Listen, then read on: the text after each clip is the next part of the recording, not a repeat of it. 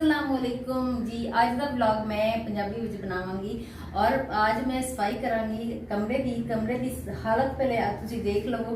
उस तो बाद मैं सारी तुहानू करके दिखावांगी क्योंकि ईद आने वाली। ईद तो पहले पहले जो भी जितना भी सफाई होगी ना सारी मैं तुहाडे सामने करांगी और पंजाबी विच गल्लां इस वास्ते करांगी क्योंकि मैं बेसिकली मैं पंजाबन ते पंजाबन पता नहीं पंजाबन कुछ भी, लेकिन आज मैं सफाई करांगी और सारा जड़ा डिटेल ना तुहानू सफाई करके दिखावांगी कि मैं किस तरह घर दे विच नौकरा तरह काम करनी और मेरे को सारे जड़े नौकरा तरह काम करते। आज मेरे नाल एक कैमरा मैन है, वो बड़ा ही प्यारा जिहा कैमरा मैन है, उनका नाम असीं रखिया ईमान।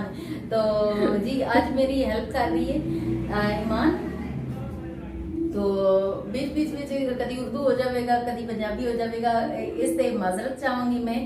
ते अगर पंजाबी का ब्लॉग तुहानू अच्छा लगेगा तो प्लीज़ मैनू ना जरूर कहना कि पंजाबी का ब्लॉग अच्छा है, तो फिर मैं पंजाबी में वीडियो बनावांगी, वरना मैं फिर दोबारा उर्दू में बहुत मुश्किल होता है। लेकिन हुण मुश्किल नहीं लगता क्योंकि अरसा हो गया ना बनाते ते हुण जी असी सब तो पहले तो असी छत की सफाई करांगे। छत की हालत काफ़ी ज़्यादा खराब है ते ऐ असी झाड़ू ले लिया।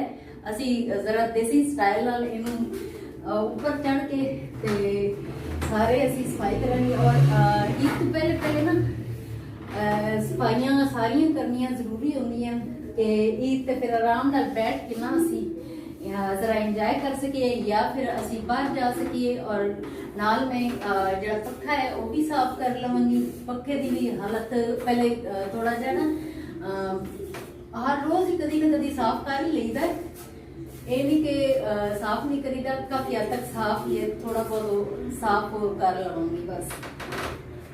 अच्छा जी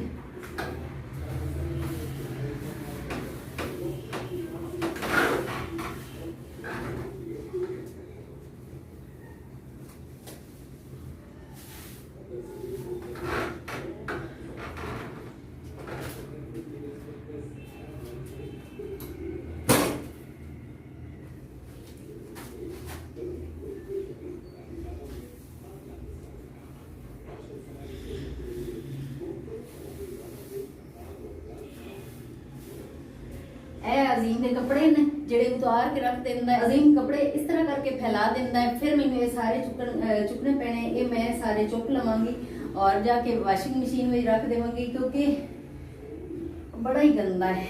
आज मैं तुहानू सारा डिटेल नाल दिखानी क्योंकि जो भी मैं करनी है ना सफाई तो मैं काफ़ी हद तक साफ सुथरा करके ना तो उस तो बाद सफाई करनी। मैं क्या आज ना जिस तरह एक आम घर में होता है ना कि सफाई बिल्कुल भी नहीं होंगी तो कितने कितने चीज़ां पई होंदियां वो भी तुहानू दसनी कि मैं जुगाड़ नाले हर एक चीज़ में रखी हुई है। ये साड़ा जड़ा घर है ना ये रेंट ते मैं साह चढ़ गया क्योंकि मैं पूरी छत की सफाई कर चुकी है इस वास्ते। थोड़ा सांस ले लवां। अच्छा ते उस बाद जड़ा बैड है बैड ले लिया नवा। तुहानू मैं क्या सी ना कि मैं तुहानू बैड दिखावांगी अजीम दा। ए वाला बैड लिया लेकिन हालत आज खराब ही है। जो मैं एक नवी चादर लेके आई हाँ तो उन्होंने पावांगी तो सारी जो कंप्लीट सफाई हो जाएगी ना तो फिर एक कमरा लगना शुरू हो जाएगा। फिलहाल तो एक कमरा नहीं दो ही लग रही। कुछ पंजाबी का मैं और लफज बोलांगी कि जेडे खास पंजाबियों नहीं आते होंगे, उर्दू स्पीकिंग लोगों तो बिल्कुल भी नहीं आते होंगे। अच्छा असी की किया है, मैं नीचे बैठनी हाँ और तुहानू दसनी हाँ कि मैं किथे चादर नवी लैके आई हाँ। तो ज़्यादातर मेरे को अलमारी एक दो अलमारियां जिन्होंने कपड़े बहुत ही कम आते हैं, यूसुफ दे या मेरे अजीम ईमान दे आ जाते हैं। लेकिन जो मेरे एक्स्ट्रा कपड़े होंगे ना वो मैं रखनी हाँ मैं कढ़नी हाँ कढ़ के ते फिर अटैची इन मैं वापस रखांगी क्योंकि जगह जड़ी है ना बहुत कम है। बस जल्दी 2 साल खत्म हो जाना तो घर चले जाइए। घर बहुत मौजा नहीं यार, इतने तो बिल्कुल ही मौजा कोई नहीं है। आके फस ही गए साढ़े तो इस तरह ही लगता है जिस तरह बस नसीब में ही जगह लिखी गई। अच्छा जी इतने जो एक्स्ट्रा कपड़े होंगे ना मेरे वो मैं रखनी है ते शायद मिल ही जाएगी नवी चादर, नहीं मिली तो और कितों मिल जाएगी। ए वाली एक चादर जी है ना वो निकल आई है, तो मैं बेडशीट नवी डालांगी क्योंकि आने वाली ईद थोड़ी सफाई। क्या यार खुल ही नहीं रहा, ये ऐसे खुल जाएगा, थोड़ा जल्दी कर ले तो खुल जाएगी। ये है ऐसी है।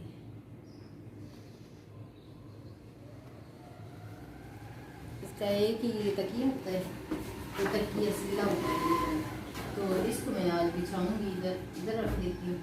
और ये जो है ना बेडशीट इसको मैं नीचे ही रख देती हूँ क्योंकि थल्ले ही रख देनी है। फिर मैं बोल गई कि मैं पंजाबी में ब्लॉग बना रही थी, मैंने बिल्कुल भी जरा नहीं अंदाजा होता कि जाहिर की गल है यार रोज उर्दू में बना रहे हो तो तुम एकदम तो पंजाबी स्विच करोगे तो कुछ ना कुछ मिक्स होएगा। ते हुण मैं दोबारा नीचे रख देनी।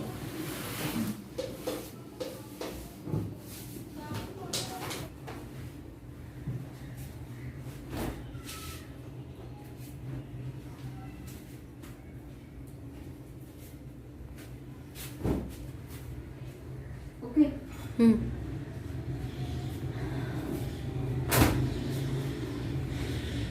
अच्छा जी, सबसे पहले तो मैं इस चादर को रिमूव कर देवांगी कि बहुत ही खराब हो चुकी है।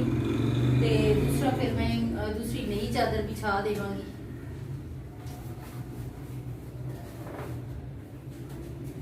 वैसे तो आसानी काफी ज्यादा रही कि फिलिट है ना ते अगे पीछे नहीं होंगी, दूसरी चादर जी अगे पीछे हो जाती ते आसानी तो काफी रही, लेकिन फिर भी उतारना है नई चादर डालनी।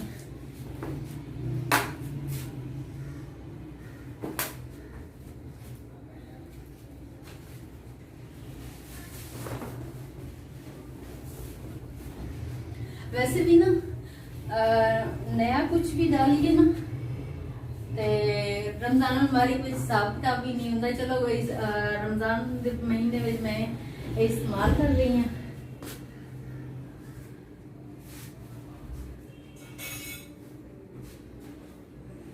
है बड़ा अच्छा खूबसूरत कलर भी है, डिजाइन भी काफी अच्छा लग रहा है।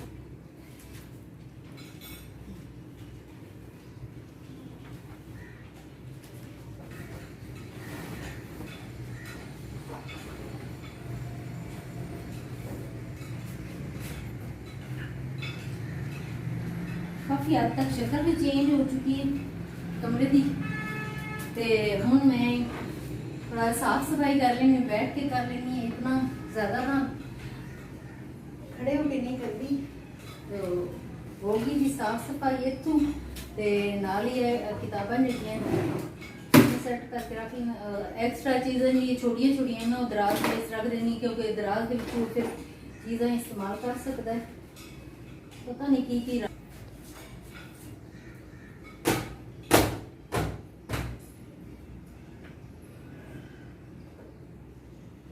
अच्छा जी यह हो चुकी है। तो इस बाद चादर जी है वैसे ही रख दी थी। वैसे गर्मी तो काफी ज्यादा हो चुकी है, इतना ज्यादा इस्तेमाल नहीं होती, वैसे ही बस आदतन रख ली दी होंगी। लैपटॉप है, लैपटॉप यूज कर रहे होंगे इस वास्ते मैं इतने ही रख देवानी है।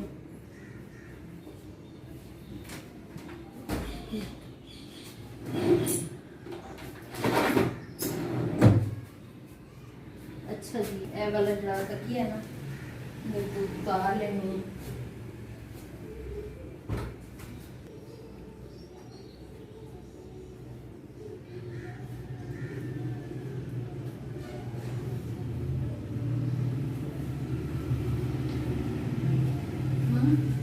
साथ साथ कोई फोटो भी बना लेना जो मैं लगा लूँगी। बस चल नहीं बनाऊंगी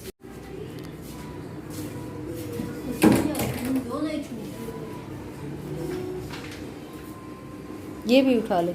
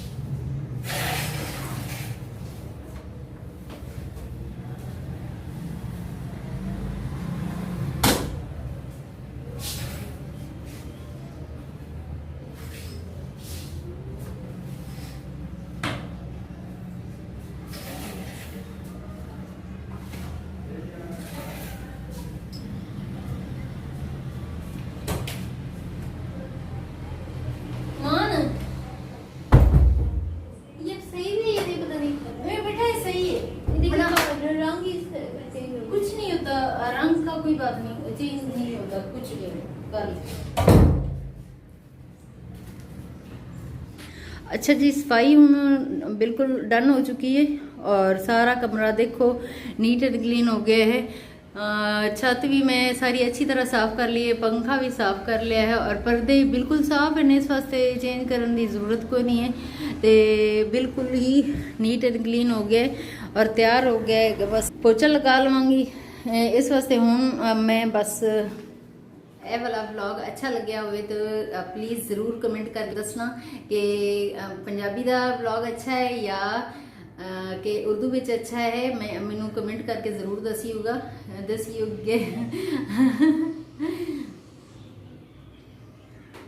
अच्छा जी, सफाई सारे कमरे दी हुण कंप्लीट हो चुकी है। इस व्लॉग का मैं इत्थे ही एंड करनी है और मैं अपने सारे भैन भरावां नूं कहनी हाँ कि मेरे वीडियो नूं लाइक भी करो और शेयर भी करो और चैनल सबसक्राइब भी प्लीज़ कर लो। सपोर्ट की बहुत ज़्यादा ज़रूरत है मैनू।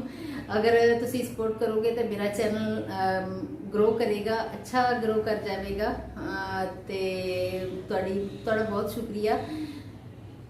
अच्छा जी, इस व्लॉग का इत्थे ही मैं एंड करनी हाँ क्योंकि मेरे कमरे की कंप्लीट सफाई हो चुकी है और ईद तो पहले साफ सफाइयाँ सारियाँ करनी चाहिए।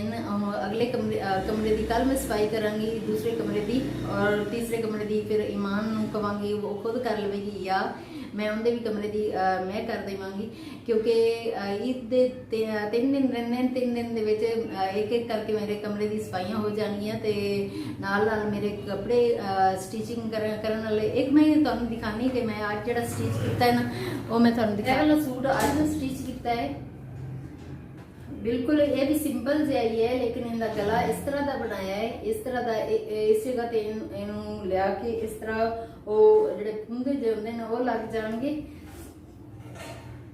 तो इस तरह बिल्कुल बारीक दी लगा दी लैस और इस तरह का ये वाला सूट है जे डॉट का। तो बस मैं सिंपल जी सीनी हाँ। मैं कहनी कि जिहड़े मैनू आराम नाल मैं ना पा सकदा। नीचे भी अजीम आ गया है, अजीम आ चुका है हम। अच्छा, जितने भी पैसे दो ना कि इस चीज़ लेके आनी है अजीम अगर 500 दिता जाए ना तो 100 क्या जब इन्हें लगा ली तो 100 नहीं लगाना, 150 लगा के आना है। 350 मैंने वापस दिते। तुहाडे नाल अगर इस तरह आंदा है तो मैंने जरूर दसिएगा क्योंकि मेरे नाल तो रोजाना ही इस तरह हो रहा होंदा है कि जदों भी मैं पैसे देनी ना अजीम नूं जितने भी दिते ना वो अपनी मर्जी नाल एक्स्ट्रा ही खर्च कर। और इनकी शलवार इलास्टिक डाले है, ए वाला इलास्टिक ये मैं जरूर डालनी है। तो उसके बाद सिंपल जी बिल्कुल ही पजामा टाइप शलवार बनाई है। तो अगले ब्लॉग जेडे बननगे ये नवे नवे सूट जेडे मैं हुण सी रही हाँ ना ये मैं अगले ब्लॉग में जरूर पहनांगी तो फिर दसिएगा कि अच्छा लग रहा है कि नहीं। इहदे नाल दुपट्टा है वाला है कलर। अच्छा, यूसुफ कह रहे सी कि एक तेरा जेड़ा कलर कॉम्बिनेशन है ना तेरा ट्रेड मार्क पता नहीं इस तरह कुछ कह रही सी कि बस यही कलर तेन ज्यादा पसंद आंदे।